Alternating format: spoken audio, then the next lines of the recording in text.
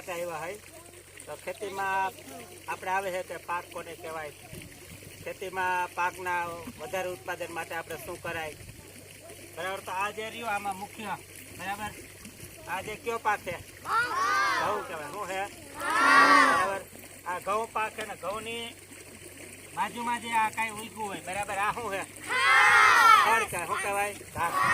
બરાબર. આ મુખ્ય પાક ઘઉં અને એના ભેગા બીજા જે ઉગ્યા હોય, બરાબર, ઘાસ અથવા ખડ, આને નીંદણ કહેવાય. શું કહેવાય?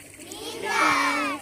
આપણે આ જે ઘાસ હોય એના ભેગું આવું, આ જે ઘઉં રહ્યું એના ભેગા જે આ ઘાસ ઉગ્યું હોય તેને આપણે શું કરવાનું હોય? નીંદી નાખવાનું હોય, કાઢી નાખવાનું હોય. શેનેથી કઢાય? દાંતેડું અથવા ખુરપીથી. બરાબર.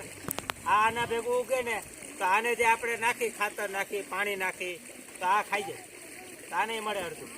એટલે આ પાકથી મોટો થાય નહીં. તો તમને ખબર પડી કે આમાં પાક કોને કહેવાય, નિંદણ કોને કહેવાય, બરાબર. તો આપણા ખેતરની મુલાકાતમાં આપણને જાણવા મળ્યું.